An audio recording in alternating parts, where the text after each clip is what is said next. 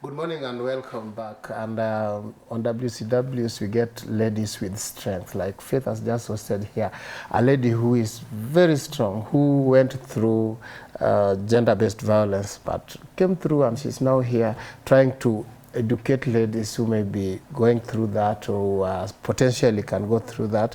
That is a very nice thing, because if you suffer, you don't suffer for yourself, also you can suffer for others, like Jesus suffered for us. So this lady suffered so that other people may not suffer. So that now when she tells you how to spot and know who a narcissist is, you can know and know when to take off and when to stay. But now, that was then, now we are in this discussion of the day, and we are going to learn how to enjoy life responsibly. Without like raha isikuumize. My name is Sankara Kayesu, and I'm here with very beautiful ladies. As usual, you know my selection is tops always when it's WCW, because today ni siku ya madem.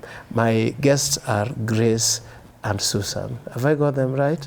But I love African names. I'm in love with African names. And now I'm going to introduce you with African names. My guest, the one near me is called Cherono. And the one at the extreme end is called Waithera. And the short form of Waithera is Sarah. And the short form of Cherono is? Chero. Oh, Chero. Love Africa. Africa is beautiful. Now, I've just told people your name. If there's anything that you also want people to know, maybe social media handles, where you come from, what you do, and all that, face this camera, starting with you, Cherono, yeah, and tell people everything about yourself. Okay, my name is Grace. I'm Grace Cherono Kipto. I'm a student at Chuka University, taking Bachelor of Tourism. I live in Nairobi, and yeah. Do you have social media handles? Social media handles, Instagram _Chero. Facebook, Grace Kipto. Oh, nice. Yes. Togol. How do you say welcome in Kikale? You don't know Kikale? See me after this. See me in my office after this. Yeah, I'm going to give you lectures on how to be African. Yeah. Susie?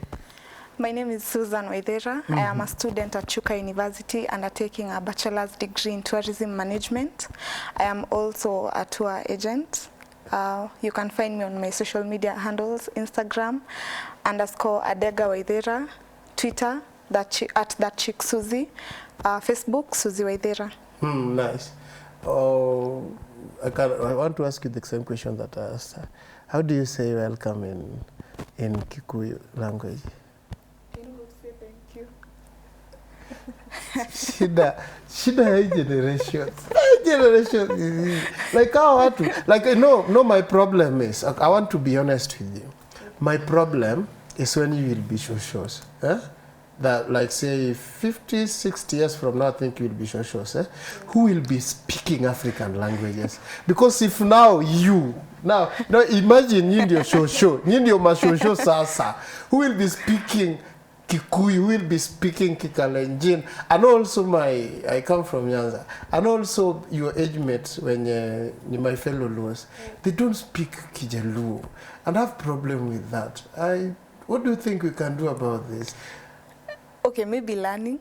Lakini you know, most people who are born in town, hauna watu wa kuongea nao your language. You come in town, you meet people from different backgrounds. You can't start talking at nianze Kikuyu and maybe the person... but how often do people visit Ushago? You rarely go there. Maybe holidays, squeezy holidays zimekuwa expensive, so mnakaa tu kwenyu Nairobi. Oh, okay. So una pick zile kidogo kidogo ukiendanga. Kusikia tunasikia, sasa kuongea ndo shida. I know how to say niwe gamuno ro aku.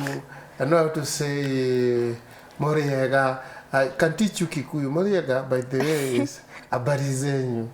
I know Kikuyu. No, you. I do. Shida ni sasa hiyo accent and then some words zinakuja. But I can teach you Kikale. Kikale kusema Kikali yangu ni kidogo, but I know some words. Now let's talk about the elephant in the room today, and it's about kupiga sherehe na safety. Now today is a World AIDS Day. Yeah, today is 1st December, World AIDS Day. Like the whole world is speaking about this pandemic that now is being forgotten because of corona. It's called HIV/AIDS. And the big problem, why we are talking about it today, is that most girls, most men, or say most young people, have contracted this disease because of sherehe tu ya siku moja. Now we are in the month of kujibamba. We are in the month where people travel to Shago. I don't know where we guys travel to, but most of us, we who come from Western Kenya, do travel to Shago kusikia vizuri. Wengine wenye wanabaki taoni kwenda maclubs, kwenda sijui nini ni sherehe. And then most people maybe get intoxicated and maybe get into dangers, and hivyo tu wamepata ugonjwa, and now they have to deal with it the whole of their life. I was telling Faith here, my co-host, that kuna wenye hii month ndio watapata ukimwi because of sherehe, and then we will be celebrating them maybe next year time like this. So we are coming to learn on how maybe unaweza enjoy life but safely without getting yourself hurt. Not to ukimwi peke yake, but there are things like maybe you get yourself in danger and get assaulted sexually and all that. That's what we are here to talk about. So can I know if you know anybody who maybe got in trouble because of kukula raha, any of you, or if you are the victim, maybe mtu alikula raha kaenda mambo ya things went south and maybe now they are in trouble, or maybe in trauma or things like that. Starting with you, Sarah. I can say yes. Okay. In, I guess it was August this year, someone really close to me got intoxicated and he fell from the 2nd floor of a building. What? And he broke his skull.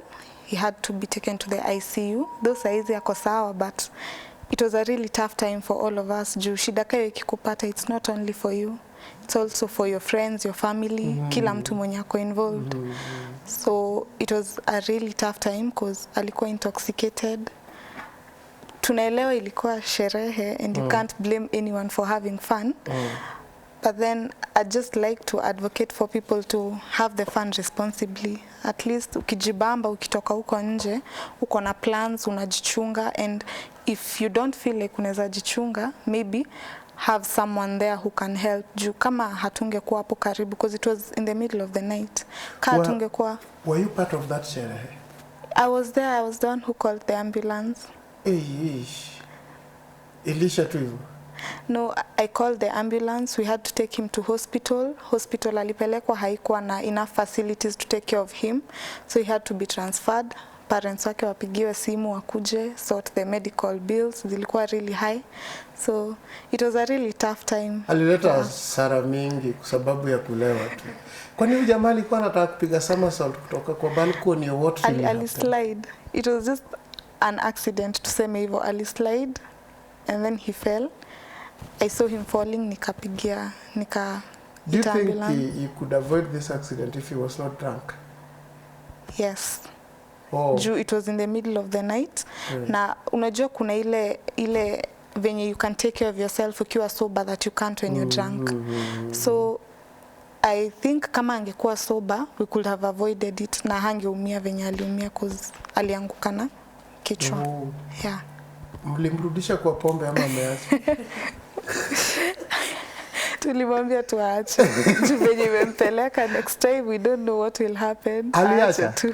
Ameacha? Like sahi ya kunywa? Okay, saizi yako in recovery but hakunywa. Oh, bado ana recover from addiction? No, ama from this from injury? From the fall. It was from the fall. Oh, you said it's August. It was August this year. So it has taken just around 4 months. Ilikuwa I guess August, September. I think it was in September. Those are about 3 months now. Yeah. Pole kwa anaitwaje? Some well. Some pole from my side. And if there's anything you can do to please avoid such things, because vile tu Susi amesema si hasara kwako peke yako. No, the bills that have come, the friends that now are sad because of that, it's not just about you. So if it is possible, kama ni pombe ndio imekufaletea hii hasara, I would really advise that you see what you can do about it. I know some people are against people advising people to stop pombe, but sasa kama inakuletea hasara na inaletea wengine hasara, just do something about it. Let's hear from you, Cherono. Cherono, there's a Kamba who sang a song Mpenzi Cherono. Have you heard about it? Umesikia? Mpenzi Cherono. Na hiyo beat yake kama yeah, so tell us something, Mpenzi Cherono, if you had somebody who had got into trouble because of sherehe in any way. Yes. Okay, I would say not specific people, but I've seen from several people. Most people end up like getting accidents. Yes. Yeah, like you're overdrunk, you're driving, you run in the car, you affect someone. Also, there's like these issues of unwanted pregnancies, and then also for contacting AIDS, and then there's also these issues of kushikwa na polisi. Hiyo pia iko. Na sio kidogo. Na sio kidogo, ni makosa tu kidogo, you know. As in raha inakujanga tuna makosa tu. Sisi the current tunaitanga memories, but ni makosa tunapitia. Yeah. Kuna kitu nilipenda. Okay, let me also tell you my story. There's a day we went for tulikuwa tu kampo, so wenye sasa tuliorganize watua ya kwenda Kisumu, and then people there got drunk, especially one lady that I won't name here, and then I don't know what alcohol did to her body. She started misbehaving, and then there was a guy there who wanted to take advantage of her, like she really wanted to do that tabia mbaya with anybody who would offer it. I don't know what pombe does, but there is a lady, now this lady I will name, she's called Christine. Christine like started fighting for this lady, like anambeba anampeleka upstairs. We had rooms upstairs, but sasa sherehe ilikuwa chini. But sasa udema anambeba, she was very heavy, but anambeba kaenda mpeleka juu akamlock kwa hiyo room, kumlock like amemlock huko. Udema anapiga milango, fungua anapiga kelele hadi sasa wenye walikuwa wanalala. It was a public like hiyo ilikuwa room ya kila mtu anaweza kata hapo, so wenye pia walikata room hapo wana complain, umdema tunataka kulala sijui nini, so guards wanakuja wanafungua, anaenda chini anaanza hizo misbehaviors, anaanza hivyo, so men wanataka kutake advantage. Kuna hii sasa comradeship kwa wasichana wote, ama ilikuwa tu exclusive case?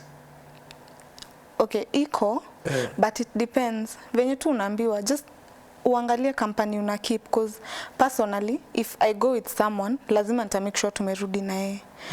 Uta make sure ameangaliwa vizuri, because you'd also want the same thing for you.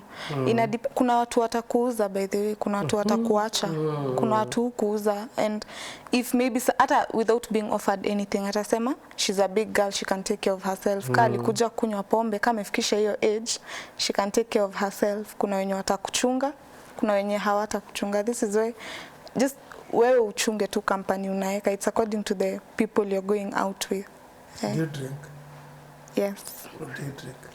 Yeah, I don't. So I want you to tell me what like pombe inafanyia watu nini hadi uwezi jicontrol, hadi sasa there has to be somebody taking care of you. Does it mean that it loosens your sense goes away forever? For that time you are drunk, hadi sasa uwezi, you don't understand yourself, you don't reason, like ujielewi ama inafanyikanga haje?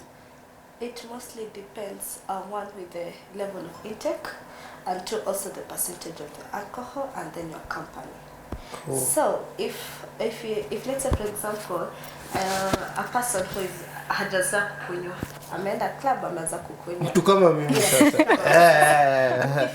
Ukifika kwa club, uta take like 2 shots, you'll be out. Alafu kuna mwenye sasa amezoea. Mwenye anaweza maliza mtu tunasemanga mzinga. Peke yake. Huyo ni pro. So definitely if someone mwenye ametake a high level of intake na hajazoea, definitely the drunk part takes over. So the person gets loose. Yeah, also it depends on the company too. So if your company is the wale wa sawa, ni wale wa, let's say like kuna wenye wanapenda tu kudance, kuna wanapenda kusumbua, kuna wale wakorofi wanatafuta vita, unaona such kind of company. So yeah, I can see the level of intake and are you used to the alcohol? Is that alcohol you're used to? Are you used to taking gin? Is it whiskey? Which is flexible for your body? Because nikisema kuna mtu atachukua whiskey but he or she atakuwa sawa kushinda akichukua gin. That's the issue.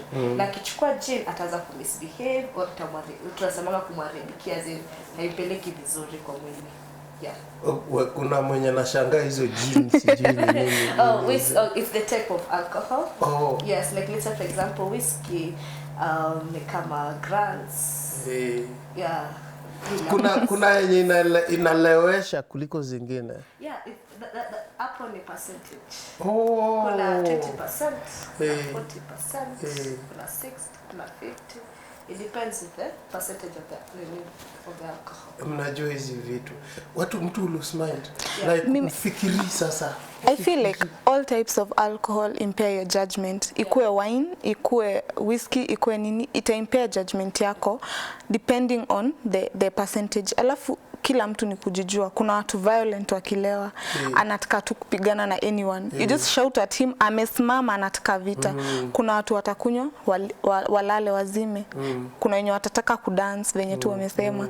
It depends. So nimeona wote. Hao ndio unasema nimewaona wote. I have a friend, in fact a cousin called Ochieng. Yeah, mwenye akilewa hata polisi amshiki. Like ni vita hata mimi friend wake mwenye sasa nilikuwa naye. Hawezi mwambia kitu. Yeah, hawezi mwambia. Unaambia, "Hey bro, see what do you think you are?"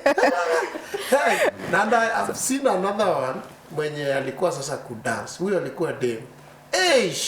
When he dance the whole place ikawa standstill. Yaani watu wamemzunguka hivi wanamuona, wanamuona ana dance hadi sasa sweat kila mahali, ni sweat tu inatoka kwake hivi.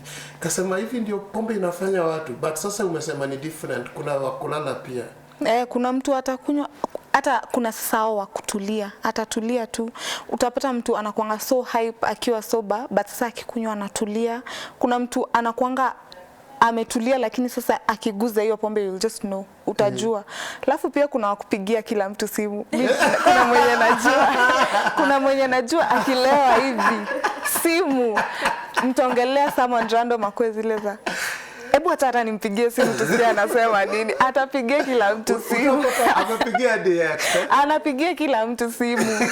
Nitaka hivi nikipata simu saa 7 usiku najua alienda kulewa huyu, alienda hana story hata vuruga. Mtu anipigia usiku saa 7 kunao labda ataka hivi kufikiria sema na by the way hata nimpigie simu hata jali wewe umelala uko stories zako, atakupigia simu muongee kidogo at least, alafu akikata simu akumbuke mwingine tena. Apige simu. Shiko Maina hapo hapa mwenye alikuwekea mic anasema yeye yake ni kucheka. Cheka tu. Paraska is the shida ya bangi. You have a friend, another cousin mwenye sasa ni anatumia hiyo sigara kubwa. So nilimuuliza wewe mnacheka nini? Yeye aliniexplainia. Aliambia akishakunywa hiyo kuna time fast yake kuvuta hiyo. Alikuwa naona kama watu wana dance wakiwa upside down like them mguu yake iko juu na kichwa iko chini na wana dance na skata ikuji chini. So ile mfurahisha akaanza tu kucheka. The next ni kuwa aliona inzi. Unaona hizi housefly ni kama inakuja but ni size ya kobe ya tortoise. So anashangaa tortoise ina fly, so inakuja hivi hadi inailenga isigonge kichwa. So kuona anaona kumbe ni horsefly. Alafu anaanza kucheka. Nashangaa hii kitu inaharibu akili. Si inaharibu akili hadi fike. Okay, let me tell you my last story about e-banking. There's a time I was selling CDs in wholesale. I was selling for my mom. My mom is a musician. So my mom used to tell me to send me to take to those people who are sitting down maybe in other towns, Kuza. So it's like I was supplying them. So there was some guy in some town who I used to take to him, then analipa baadaye. Ama nikileta stock ingine analipa ile stock ya last. So I took to him one stock. One day I took to him one stock, then came back to Nairobi, a far town from Nairobi, very many kilometers, around 400 kilometers. So when I came back, and then shughuli nikaenda town zingine, kurudi kwake nilimpata kwa street. Ni mwenda wazimu kwa street. Amechakaa na kuna deni yangu over 5,000. Over 5,000. Na saa hizo ako kwa spot ingine ya muziki ana dance hizo vitu na amevaa vitu vimeraruka hivyo. Kuambiwa ati ni banki, like ilimweka kachizi tu kabisa. Alifanya hivyo for like kurudi kufungua duka tena. Ilimfanya for around 2 years bado tu ako hivyo. Alafu akazirai, alikufa for some time. So this is my experience with drugs, not direct, but people close to me. I don't know what can be done, like ama tuseme tu pombe ni mzuri, what can we do about mambo na drugs? I take pombe to be one of the drugs. You can correct me if I'm wrong. Let's start with you. Pombe ni drug. So one thing, pombe iko. Iko. Hiyo bangi iko. Hiyo sigara iko. Utaka kuna wenye wako used to the hard drugs iko. So it's one iko. You know accept iko. Like sasa what about me? Yes. How am I taking it? As in ninakunywa juu watu wanakunywa, ninavuta juu watu wanavuta, ama unaona. It's a matter of zile uko sawa nataka kwenda. Unajua sasa what I've come to notice is that currently people are drinking because of stress, people are drinking because of hardship and stuff. Na kuna sasa wanakunywa juu ya raha. So it's sasa I've come to notice people drink on their own basis. Sasa kuna wenye wako addicted. They have to drink alcohol to get in that position. Kuna mwenye hizi fanya kazi bila kuwa on a drug or something. So kwanza let's say for a newcomer person, first you have to know yourself. Yes, you have to know if nikikunywa pombe inaniharibikia aje, inaniharibikia ama nakuanga sawa. Unaona, apart from your stories with your friends and stuff, do I have to struggle a lot to pay for the drink, yes, for the weed? Unaona, because sasa kuna watu wanajikanga position ya huna lakini unataka, so unajiweka kwa mikopo, unajiweka kwa nini juu kwa sababu watu wanasema tukunywe. Yes, ama kuomba. Can you afford? Kama kuomba. Ulisikia ile wimbo ya ukifika kwenye ba kazi yako kuomba bia. Like sasa if I can say, reality is like right now most women, they can't afford to buy their own drink, so they have to use another man to buy for them the drink. And most other men are like, if I'm buying a drink, then you're sleeping at my place at night. Yes. Some other men are like, hey, mimi nataka pombe, nimejizoesha kukunywa pombe bikali, sasa siweza nishuka mami kwapi. Unaona, or wizi kwapi. Unaona, such kind of things zinafanya mtu anaova nini, unajipata kwa situation uzijitoa. Yes. Suzy, mtu anaanza, nimesikia point yake nyingine kwake nataka expound. Anasema mtu anaweza anza juu ya stress, ama juu ya social gathering moja tu alionja akasikia ni tamu, ama juu ya kusahau tu, ama juu ya raha tu, na watu wanajipata wako addicted juu za hizi, sivyo? So zingine unakunywa kwa sababu you are addicted. Utafanyaje usiwe addicted? See, first of all, I feel like watu wengi sana wanakunywa. In Nairobi watu wanakunywa pombe sana. And kwanza you have to like find the root. Mbona watu like the majority of the people wanaanza pombe, because si ati pombe ni tamu. Haina any appeal to it. Si tamu. Si tamu. Na mbona watu wanakunywa? Exactly. Si tamu at all. So unapata so many people are getting drunk. Pombe ni expensive na si tamu. So the only benefit ni hiyo, the fun of being drunk. Hizo vitu zenye unaweza fanya ukiwa you're not yourself. I feel like watu wengi ni stress. Maisha siku hizi imekuwa ngumu. Unadhani stress ndio the main reason why people drink? No. Stress na kuwa influenced na watu. Peer pressure, unapata uko ile text ya uko, hiyo text ikiingia hivi Friday inafaa kukupata uko kwa mlango unavaa viatu. Utaki kujua unaenda unabeba charger na hood.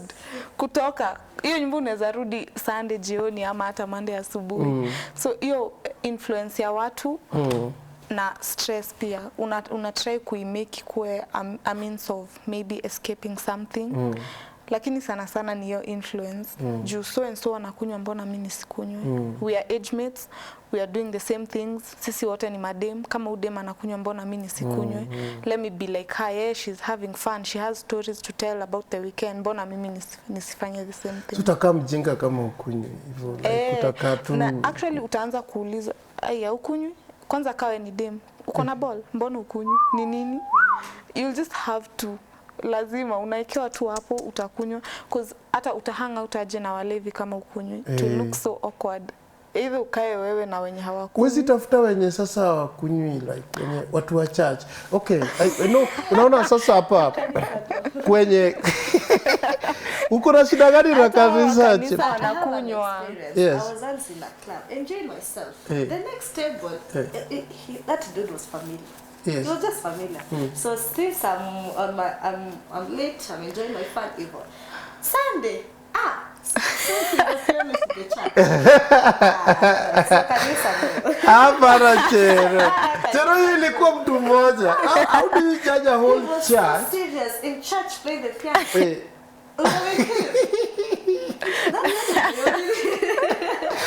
But hata wewe pia ulikuwa kwa hiyo club, and then the next day ukaenda. Yes, official. To remind God, thank you.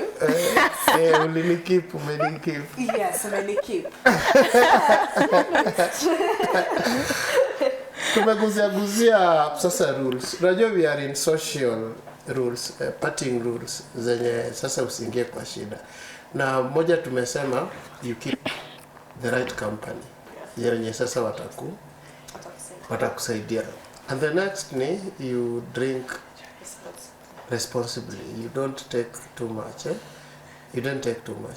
No, the risks that are here is that you, like ulisema, mtu ako intoxicated sasa, ama mtu alikubaia pombe so anasema lazima sasa ulale kwangu. So sijui kama safety gani tena tunaweza kubeba, ndio sasa labda watu wakienda sherehe hii December wajue these are the safety rules. We so far have to. If we have 3, you get good money so that mtu asikubaia asikutumie baadaye.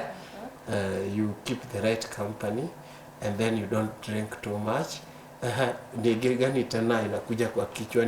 Nani amepata wengine? Okay, Suzy, I feel like we are talking about the youth, we should educate ourselves. Watu wengi sana, considering today's World AIDS Day, so many people don't have facts about AIDS. Kila mtu tu anakuanga na myth yake, and then it's like si kitu inaongelelewa out there. Many people don't talk about it, parents don't talk to their children about it. Lakini sasa you should just educate yourself. Jua what you're dealing with. Kuna STIs, kuna unwanted pregnancies, kuna accidents. Educate yourself. What did you say? Unwanted pregnancy? Unwanted. Oh, unwanted. Oh, I didn't hear that. Okay. Okay. I just feel like watu wanafaa ku educate yourselves. Juu, if you want to be responsible, unafaa ku unajua negatives ni gani. Na hizi negatives zikikuja tunaziavoid aje. Juu, mali imefika, I don't think you can tell people usiwahi kunywa pombe. Nimekuambia usikunywe, you can't. According to you, naona kama kila mtu anakunywa pombe hii dunia. Watu wengi percentage hata tuongelee Nairobi watu wanakunywa pombe sana. Watu wanakunywa. High schoolers, personally I've seen watoto wa form 2 wanaacha shule juu ya pombe. Form 2, yes, from around where I stay, watoto wengi wanaenda hizi road trips. Watoto wengi sana wamekunywa actually from the age of 12, 13. Hapo ndo wameanza. So ukianza kuadvise mtu wa miaka 18 na alianza akiwa 12, hapo kuna venye unajikosea. So point yako ni watu waji-educate. People should get information on how they should carry out themselves. Yes. Especially when they know the facts about how to get AIDS, about how to get drunk, how to get maybe addicted and all that. Yes. Yeah, that's a pregnant point. Tuperu lingine kama imekuja kwa kichwa. Be you. Be you. That's the first rule it should be there. Be you. If kama unajijua vizuri, then unajua this is my level of intake of alcohol. Nikifika hapa nimezidi. Yes. Na kama leo unajisikia kuzidi, have the right company. Yes. Unawaambia leo nataka kuzidi, so I need some people to take me. Some a friend or kuja twende naye ndio nirudishe nyumbani. So one, be you. No that kama ni pombe na kunyonga gani ndio inakubaliana na mwili yangu. Kama ni marafiki gani nikienda nao out ni kwa sure tutarudi nyumbani. Unaona, kama ni let's say for example unasikia tu yani uchill and hauna shida, yani unaweza nunua kako kakua tu ile nyumbani uko. Kuna raha kweli kwa kukunywa nyumbani. Okay, somebody told me. I have like 2 friends who are introvert, but they don't love the noise of the club. That person anaweza kunywa pombe. So what that person does, achukua kwa taka kirudi tu kwa nyumba. Yes, it's a matter of kujijua. Anacheka na mende zake na hizo kwa nyumba. Kama ni kucheka. Yes. Kama ni wa kufight ana fight na wall. That is kuna wakwenda kuamsha neighbors. Kuamsha neighbors. Unamwambia neighbor, niko na shida mimi. Unajua ule neighbor wako mwenye mnaendana naye unajua hajatoka. Tena umwamshe. Kuna wakuwasumbua neighbors by the way. Hayuko kwa club, ako kwa nyumba, lakini lazima watu watajua huyu alilewa leo. Pia kulikuwa na mwingine wa kulia. Wasichana ni kwa wingi. Kulia na kulia serious na ni sauti si kusob. Sauti. Sasa hizo ndio unakumbuka shida zako na unafaa kusahau. Unaanza kujihurumia. Unajihurumia. Yeah, I once back in school I once had a friend mwenye alikuwa anatumia either alcohol or weed to escape life. Unaona like unakaa hivi chini ya sober life. Unaangalia maisha. Hapana. So huyo msi akichukua hiyo alikuwa na most of the time alikuwa anakunywa pombe. Yes. So akikunywa pombe anakumbuka. Ndio anakumbuka. Ama labda kumbuka. Relationship iko hivi, fuko iko hivi. I've experienced with watu wa kukunywa. On last Friday, I was in a club. I went to see my mom there. My mom is a musician, so she was playing there. And then there was a lady around your age who just saw me. As I was entering, she was dancing, really dancing there. And then my mom's table there, when I sat there, she came and offered to buy me alcohol. She said, I want to buy you alcohol today. I want to break the snob. So nikamuuliza mamangu ndiye akamwambia uni MSDA by the way, I go to SDA church. Uni MSDA sionja pombe. Akaanza kulia instantly. I also was SDA. I was used to be good. Niliharibika wapi? Sasa akaanza kusema also anakasema SDA ilimfundisha kutovaa longi. Hadi saa hiyo alikuwa na long dress kwa club. Akasema hata saa hizi siwezi vaa longi because I was brought up that way. So hii pombe ilianza wapi? Akalia throughout hadi time tulikuwa tunatoka bado alikuwa analia. Kuna watu wako hivyo. Nilimkumbusha vibaya na hata si mimi nilimwambia, mimi nilimwambia. Actually wao wanalilia kwa clubs, kwa show za club. Ukifika huko ndo wanakuanga wakilia. Alcohol and drugs have a habit of kukutry the the emotions. Yes. Yes, iko na habits. So most of the time unaweza pata kwa club all of a sudden couples wako na issues. Wakaanza kufight. Wanaanza kuleta issues za nyumbani kwa club. Unaona most of the time inabringa emotions. Somebody was talking about staying in well-lit places or well-lit areas. Labda usikae kwa giza mkikunywa maybe na group ndio mtu asikufanyie vibaya.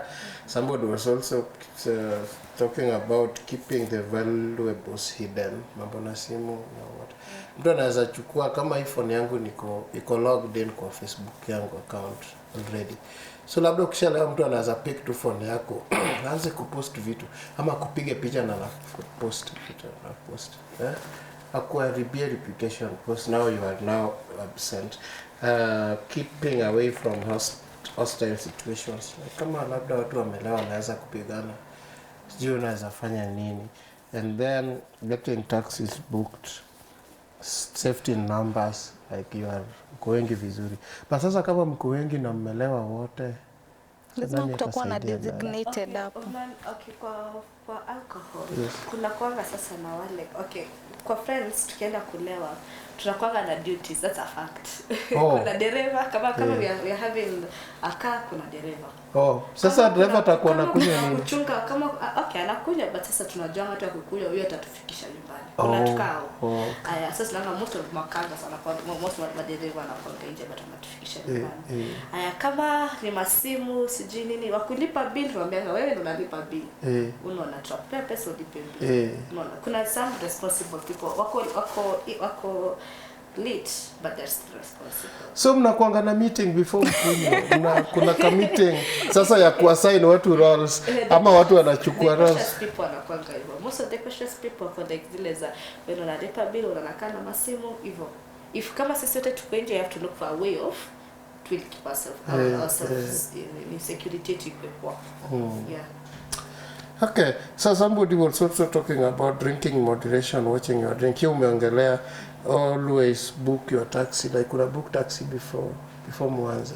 Yeah, like na mtu wa taxi akotua around akiona mmelemewa amaanza kuwachota one by one. Anawachota one by one. They have it, let's say for example kwa Uber ama normal taxi person. Kuna jani ni kwa hizi za Uber. So unakuwa na namba yake. Hata shule hata kani pikipiki. Unaona tuna namba ya certain kwa pikipiki ama boda ama Uber. So ile ndio umeona leo naenda out tunamwambia by the way leo niko hapa na hapa na hapo utakuja unichukue nikikupigia. Okay. Okay, that is safety numbers and getting to arrange and always book in taxis and in well-lit areas. Kuna shida kwa nini?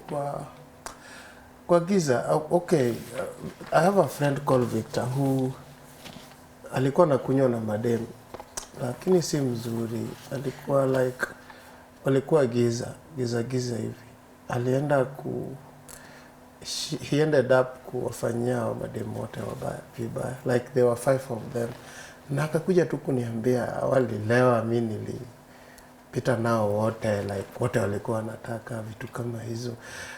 It's about company and it's also about now the situation place mnakunywa. Siji kama most of clubs wako na hii dim like ni hizi coaches kubwa na but light ni very dim. Sijui kama ni advisable kukunywa kwa light mingi kama hivi hii room. It's very tricky. Juni club gani utapata wameweka lights kama hizi? Mostly ni hizi lights za green, hizi zina flash. So wana like your visibility kuona vitu ni kinda hard unless una concentrate on a certain part. Okay, it's advisable kama unajua unaenda club just know mahali unaenda it's not well lit, it's not safe, ni wewe and you for yourself. Hakuna venye utatafuta I don't think unaweza pata club usiku iko well lit unless mnakunywa mchana maybe somewhere outdoors kitu kayo. But sasa usiku it's kinda tricky. Heri tu if you feel like you're not safe there usiende. Just don't. You can't depend on other people to take care of you ama ati uambie don't do something to me in the dark. Wewe jichunge mwenyewe. It's responsibility to yourself. Okay. I think we take parting shots now. Use this camera and educate people, young people wenye wamepanga kupiga sherehe hii December ndio tusikiwe na regrets maybe next year. So I'd like to tell kila mtu tu, we are heading to the festive season. Siwezi waambia msijibambe, jibambe, but do it responsibly, take care of yourself, educate yourself. Ujue January will still come, lazima ni wewe tutakuwa tunatafuta. If any accident happens, in affect so many people, it's not just you. Kuna bills, kuna emotions za watu unacheza nazo, mental health. If you feel like you need help, talk to someone. I can't advise you to take alcohol or any drugs kwa sababu utamaliza kulewa and you'll still find the problem there. So if you can talk to someone, if you need help, just speak out. Don't drown in something that maybe ungesaidika without. Just have fun responsibly. Just make sure umejichunga. Thank you, Sarah. Thank you, Waithera. I'm back to your African name. Cherono, I want you to do two things. Do a parting shot like she has done, but start with maybe talking to people who are living with HIV and AIDS using this camera. Okay, today as International AIDS Day, I would like to first congratulate the HIV positive people because it's not easy to accept yourself that you're HIV positive. So as International HIV AIDS Day, we say no stigma, no, yes, and then you accept yourself. For the negative ones, always be ready, always be careful, and it's real. HIV, it's real. STIs are real. Even if hauna HIV, STIs zinaweza kupata. So all these diseases are real, and so it's a matter of accepting life how it is and also protecting yourself from the harms in life. Mimi naona wache tu hapo. Usiende, wacha tutumie ya Sarah hiyo advice kwa mavijana. Yeah. From me, sitaki kuongeza mob. What I know is that this life and you are responsible for your own life. So do whatever you can do to keep safe. But from me, from deep down my heart, okoka tu wache mambo ya nazambia hata mademu wangu wenye wako hapa. Okeni, acheni kukula raha sana. Kuna raha ingine tamu mbinguni. And we are coming back with Faith to read your comments. So don't touch that dial. Everybody who made this possible, and my guest, my fantastic guest, I would like to have you again as you are. So we will arrange you come back for another. Maybe mtuambie tourism ikwaje na vile tunaweza jibamba na kuenda tour. Yeah, but for now, thank you.